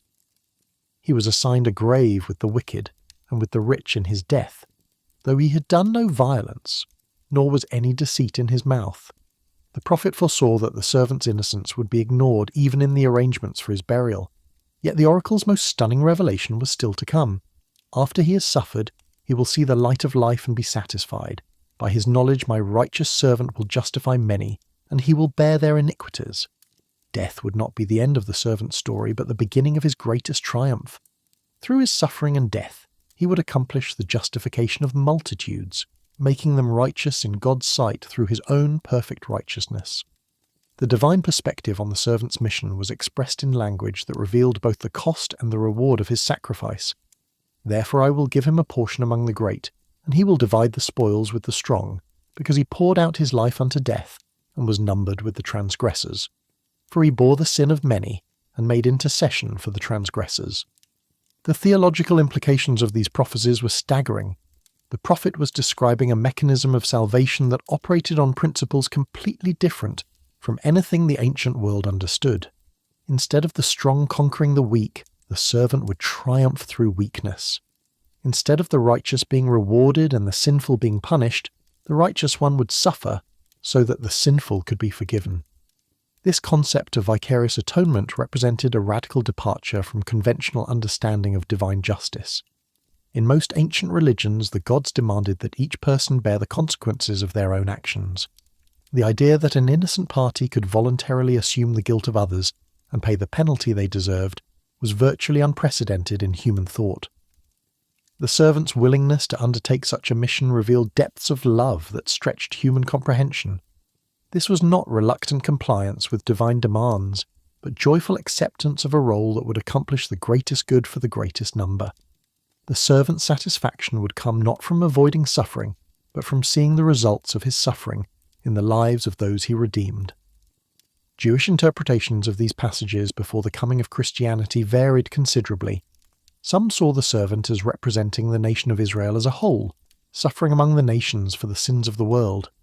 Others identified the servant with the Messiah, though they generally expected a figure who would triumph through military victory rather than redemptive suffering. The concept of a suffering Messiah was particularly difficult for ancient Jewish thought to accommodate. The promises made to David seemed to point toward a king who would establish an eternal kingdom through conquest and political dominance. The idea that the Messiah might accomplish his mission through defeat and death appeared to contradict the very nature of what divine anointing was supposed to accomplish. Yet some Jewish interpreters did recognize that the servant passages pointed towards something unprecedented in their understanding of how God worked in the world. The suffering described was too specific, too detailed, and too purposeful to be merely metaphorical. If these prophecies were to be fulfilled literally, they would require a figure who combined perfect righteousness with perfect love, someone willing to sacrifice everything for the sake of others. The emotional weight of these prophecies was almost overwhelming for those who truly grasped their implications. The prophet was not describing abstract theological concepts, but concrete historical events that would involve real suffering by a real person. The servant's pain would be genuine, his rejection authentic, his death actual. Yet through it all, divine purposes would be accomplished that could not be achieved in any other way. The servant's knowledge that his suffering would accomplish redemption for others was what enabled him to endure what would otherwise be unbearable. He will see the light of life and be satisfied. The satisfaction would not come from the absence of pain, but from the knowledge that the pain had purpose, that it was accomplishing something infinitely valuable that could not be achieved through any other means. The universal scope of the servant's mission was emphasized throughout these oracles. His work would not be limited to any single nation or people, but would extend to the ends of the earth. The salvation he would accomplish would be available to all who would receive it, regardless of their ethnic background or social status. This universalism was balanced by the prophet's continued emphasis on the special role of Israel in God's plan. The servant would first restore the tribes of Jacob before extending his mission to the Gentiles. The covenant people remained central to divine purposes, but those purposes were always intended to encompass all of humanity. The servant's method of accomplishing his mission was as important as the mission itself. He would not force salvation upon anyone, but would make it available to all who desired it. His teaching would be gentle yet authoritative, his power displayed through service rather than domination, his kingdom established through love rather than fear. The timing of these prophecies relative to their fulfillment would span centuries, creating a literature of hope that sustained Jewish faith through periods of national disaster and apparent divine abandonment. The servant passages provided assurance that God had not forgotten his people, and that his ultimate purposes would be accomplished regardless of immediate circumstances. The literary artistry of these passages matched their theological profundity. The prophet's use of imagery, metaphor, and poetic structure created compositions that were both beautiful and memorable. The servant songs could be read as individual poems or as part of the larger prophetic corpus, each reading revealing new depths of meaning. The integration of these servant passages into the broader framework of the prophet's message demonstrated the coherence of his theological vision. The themes of judgment and salvation, divine sovereignty and human responsibility, particular election and universal grace were all woven together in a tapestry that revealed both the complexity and the unity of God's dealings with humanity. The influence of these passages on subsequent religious thought cannot be overstated. They provided the conceptual framework within which later generations would understand the meaning of sacrificial love, vicarious suffering, and redemptive death. They established principles that would guide believers in every age who sought to understand how divine justice and mercy could be perfectly reconciled. As the prophet's ministry moved toward its conclusion, these servant passages represented the culmination of his theological development. He had begun with messages of judgment and had progressively revealed the redemptive purposes that lay behind even the most severe divine discipline. Now he had provided a glimpse into the heart of God's solution to the human predicament, a solution that would satisfy both divine justice and divine love. The servant whose coming he proclaimed would embody all the hopes and dreams that had sustained God's people through centuries of struggle and disappointment. In his life, death, and ultimate vindication, all the promises would find their fulfillment and all the prophecies would reach their intended goal. To encounter the words of the great prophet is to stand before one of the towering monuments of human literary achievement. Yet calling his work literature hardly captures its true significance, for these are not merely beautiful words crafted for aesthetic pleasure but divinely inspired utterances that have shaped the course of human history. The prophet stands alone among the writers of antiquity in his ability to combine sublime poetry with profound theology, creating compositions that speak with equal power to the scholar and the simple believer, to the ancient Hebrew and the modern reader. The sophistication of the prophet's Hebrew poetry becomes apparent from the very first verses of his oracles.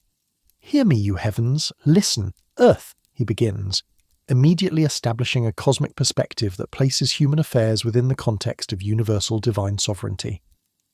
The parallel structure, heaven and earth called as witnesses, employs the basic building block of Hebrew poetry, synonymous parallelism, but with a complexity and power that mark him as a master of his craft.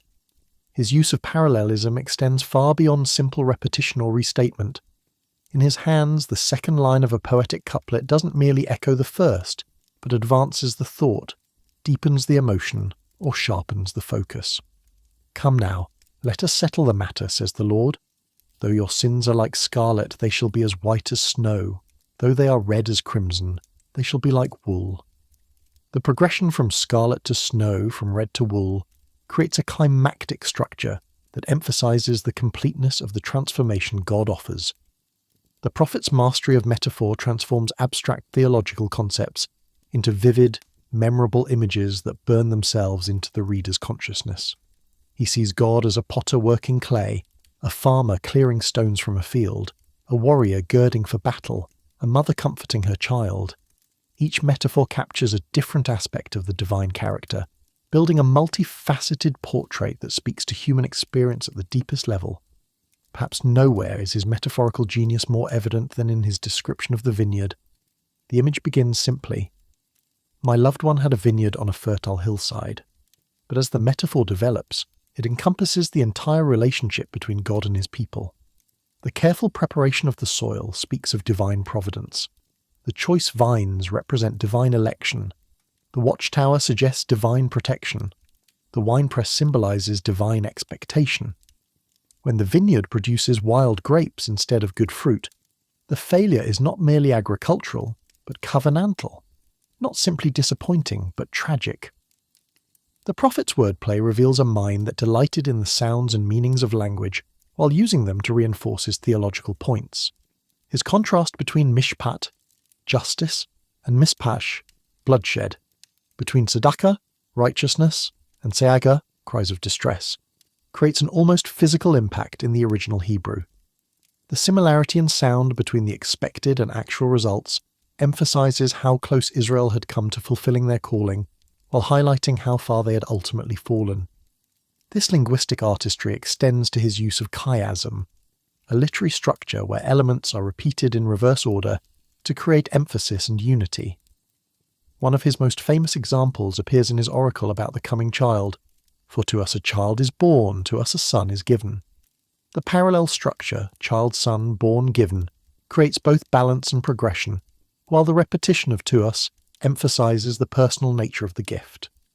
The prophet's employment of inclusio, beginning and ending passages with similar phrases or themes, demonstrates his sophisticated understanding of poetic architecture. His oracles are not random collections of inspired utterances, but carefully crafted compositions designed to build toward climaxes and reinforce central themes. Every word is chosen for maximum impact, every image calculated to serve the larger purpose of divine revelation, yet technical mastery alone cannot account for the enduring power of his work. What elevates his poetry from mere literary achievement to prophetic literature is the theological vision that permeates every line. The prophet sees the world from a divine perspective that transforms both judgment and hope into expressions of divine love. His God is not the capricious deity of ancient mythology, but the holy, righteous, loving covenant Lord who acts consistently according to his revealed character. The concept of divine holiness stands at the center of the prophet's theological contribution. His vision in the temple, where seraphim cried, "Holy, holy, holy is the Lord Almighty," established holiness as the fundamental attribute of God from which all others derive. This holiness is not merely moral purity, though it includes that, but complete otherness, God's absolute distinction from all created things. This emphasis on divine holiness revolutionized understanding of the relationship between God and humanity. Previous generations had often thought of their deity as more powerful than other gods, but essentially similar in nature. The prophet's vision revealed a God who was qualitatively different from anything in human experience, whose very presence made angels cover their faces and caused the foundations of the temple to shake. Yet this transcendent holiness was balanced by the prophet's equally strong emphasis on divine immanence, God's nearness to and involvement with his creation. The same God who dwelt in unapproachable light also walked in the garden with Adam, wrestled with Jacob, and spoke to Moses from the burning bush. The holy God was also Emmanuel, God with us, willing to condescend to human frailty and meet people where they were. The prophet's understanding of social justice flowed directly from his theology of divine holiness. Because God was perfectly righteous, he demanded righteousness from those who claimed to serve him. The ceremonial law was important, but ritual without ethics was an abomination. Wash and make yourselves clean. Take your evil deeds out of my sight. Stop doing wrong. Learn to do right. Seek justice. Defend the oppressed. Take up the cause of the fatherless. Plead the case of the widow. This connection between worship and ethics would become one of the prophet's most enduring contributions to human thought. He established the principle that authentic religion must express itself in concern for social justice, particularly care for the most vulnerable members of society. A faith that did not translate into compassionate action was not faith at all, but self-deception. The prophet's development of faith as an alternative to political pragmatism represented another revolutionary theological insight. In an age when survival seemed to depend on military alliances and diplomatic maneuvering, he consistently advocated for trust in divine promises rather than reliance on human strength. In repentance and rest is your salvation, in quietness and trust is your strength. This was not naive idealism, but sophisticated theology based on a clear understanding of divine sovereignty. The prophet understood that the God who had created the nations was perfectly capable of controlling their destinies. Human schemes might seem to offer security, but they were ultimately illusory. Only faith in the covenant God could provide a foundation solid enough to withstand the storms of history. The concept of the remnant became central to the prophet's theology of history. He understood that God's purposes were not dependent on mass movements or popular enthusiasm, but could be accomplished through the faithfulness of even a small minority. Unless the Lord Almighty had left us some survivors, we would have become like Sodom. We would have been like Gomorrah. This remnant theology provided hope in even the darkest circumstances. When the nation as a whole had turned away from God, when judgment seemed inevitable and restoration impossible, the promise remained that a faithful few would survive to carry forward the divine purposes. Quality mattered more than quantity. Depth of commitment was more important than breadth of appeal. The prophet's vision of monotheism went beyond anything that had been articulated in previous generations. While earlier Hebrew thought had acknowledged that Yahweh was superior to other gods, the prophet proclaimed that he was the only God. I am the first, and I am the last. Apart from me, there is no God. This was not merely theological speculation, but practical conviction that transformed how believers understood their place in the world. This monotheistic vision carried profound implications for understanding divine justice and human destiny. If there was only one God, then he was responsible for all of history, not just Hebrew history. The rise and fall of empires, the movement of peoples, the development of civilizations, all were part of a single divine plan that would ultimately be revealed as perfectly just and wise. The universalistic implications of the prophet's monotheism appeared throughout his oracles. In the last days, the mountain of the Lord's temple will be established as the highest of the mountains. It will be exalted above the hills, and all nations will stream to it. The knowledge of God that would transform Israel would also draw the Gentile nations to seek the same divine wisdom. Yet this universalism was always balanced by the prophet's understanding of Israel's special role in the divine plan. The chosen people remained chosen, not as an end in itself, but as a means to the blessing of all humanity. Israel's election was not about privilege, but about responsibility. The responsibility to be a light to the nations, and a channel through which God's salvation would reach the ends of the earth. The prophet's articulation of redemptive suffering through the servant songs represented perhaps his greatest theological innovation. The idea that salvation could be accomplished through innocent suffering rather than righteous judgment challenged every conventional understanding of how justice operated. Yet the prophet saw clearly that only such a sacrifice could satisfy both divine holiness and divine love. This theology of vicarious atonement would prove to be centuries ahead of its time. The ancient world generally operated on principles of retributive justice. Each person received what they deserved, whether reward or punishment. The concept that an innocent party could voluntarily assume the guilt of others and pay the penalty they deserved was virtually unprecedented in human thought. The emotional depth of the prophet's understanding of this redemptive suffering is evident in every line of the servant songs. These are not abstract theological propositions, but deeply felt expressions of divine love and human pain. The prophet grasped both the necessity and the cost of the salvation he proclaimed, understanding that divine love would stop at nothing to accomplish human redemption. The prophet's influence on the development of messianic expectations cannot be overstated. While earlier Hebrew thought had included hopes for an ideal king who would restore David's kingdom, the prophet expanded this vision to encompass cosmic transformation. The coming Messiah would not merely be a successful ruler, but the agent through whom God would establish his kingdom on earth. The titles attributed to the Messianic child, Wonderful Counselor, Mighty God, Everlasting Father, Prince of Peace, stretched human categories to their breaking point. This coming figure would somehow combine human and divine natures, exercising authority that was both political and spiritual, temporal and eternal. The very language used to describe him suggested that normal royal categories were inadequate to capture his true significance. The prophet's vision of eschatological restoration looked beyond immediate historical circumstances to ultimate divine purposes. The new heavens and new earth he envisioned would not simply restore what had been lost, but would create something genuinely new. See, I will create new heavens and a new earth. The former things will not be remembered, nor will they come to mind.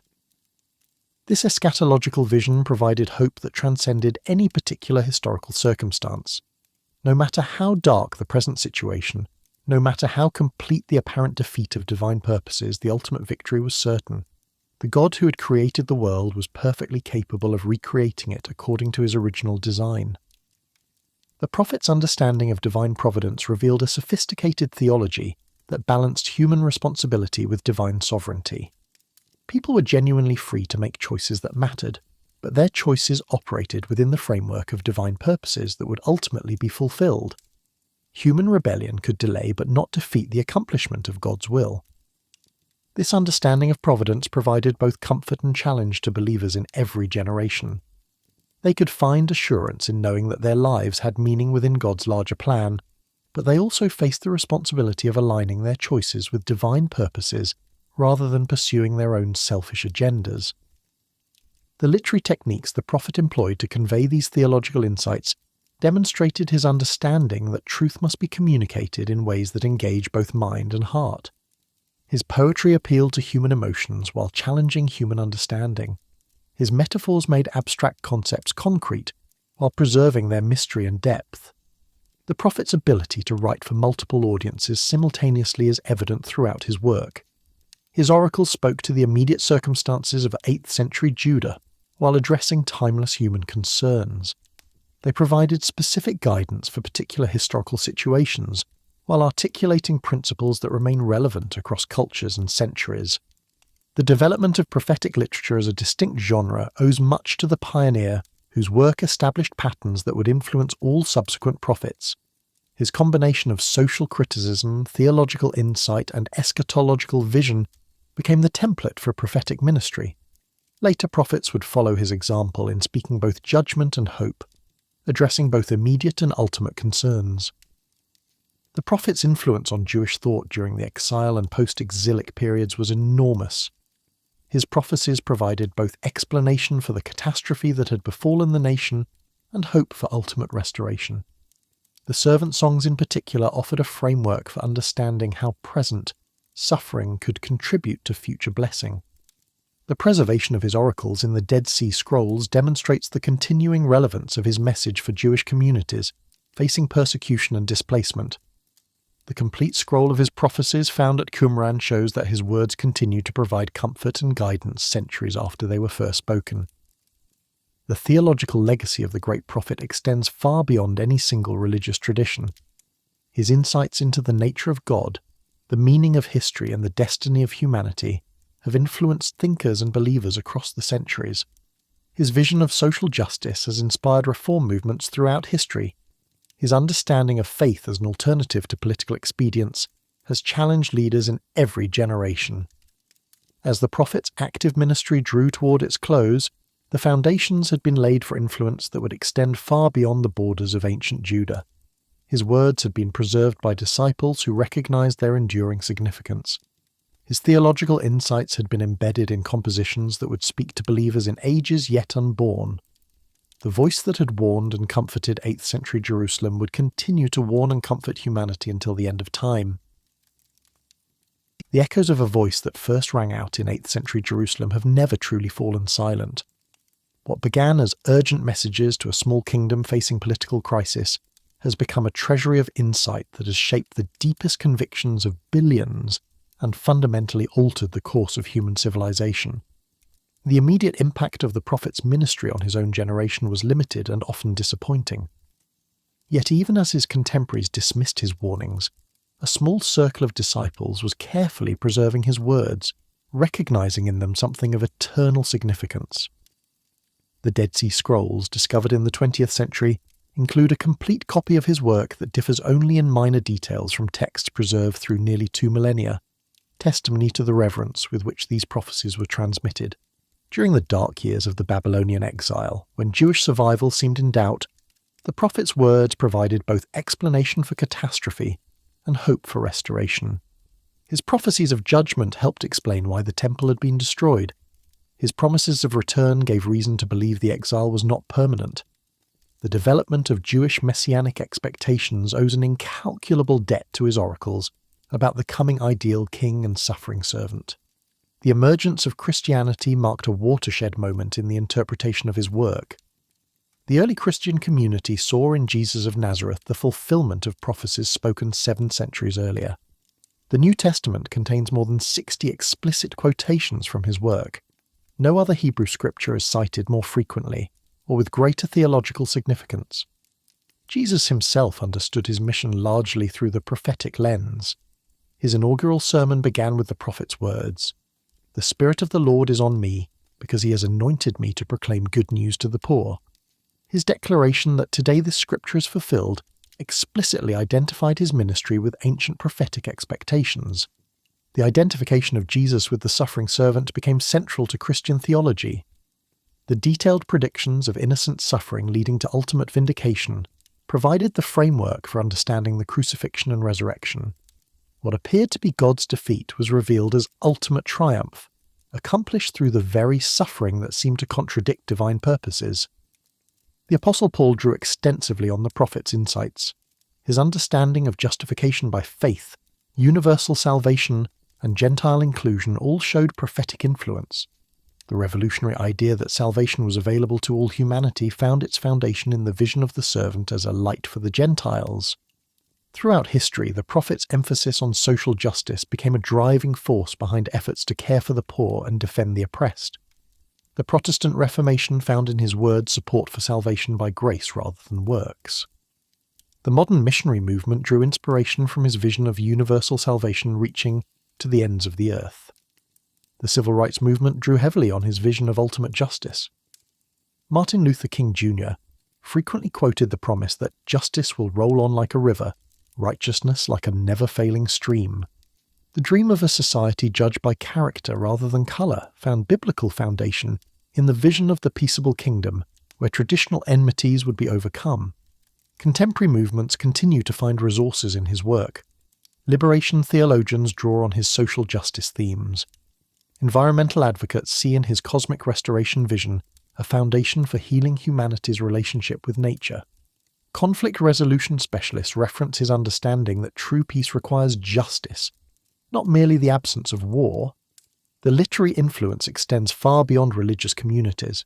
Handel's Messiah remains beloved classical music. T.S. Eliot's poetry shows clear prophetic influence. Even secular writers find in his imagery material for exploring the deepest questions of human existence. Perhaps most importantly, the prophet's conviction that individual choices matter within divine purposes provides meaning for people feeling overwhelmed by forces beyond their control. His understanding that God works through human agents empowers ordinary people to see their lives as part of something infinitely significant. The voice that warned 8th century Judah about injustice continues to warn contemporary societies about inequality, corruption, and environmental degradation. The voice that comforted exiled Israel continues to comfort all who suffer displacement and loss. as humanity faces unprecedented challenges, climate change, nuclear weapons, artificial intelligence, his fundamental insights about divine sovereignty, human responsibility, and ultimate hope remain relevant. His words continue to shape how millions understand their relationship with God, their responsibility to one another, and their hope for the future. In synagogues and churches, academic institutions and social movements, in quiet personal reflection and public political debate, his voice continues to speak with the authority of one who saw beyond his own time to glimpse eternal divine purposes. The mission that began in ancient Jerusalem to warn and comfort a nation has become a mission to warn and comfort all humanity.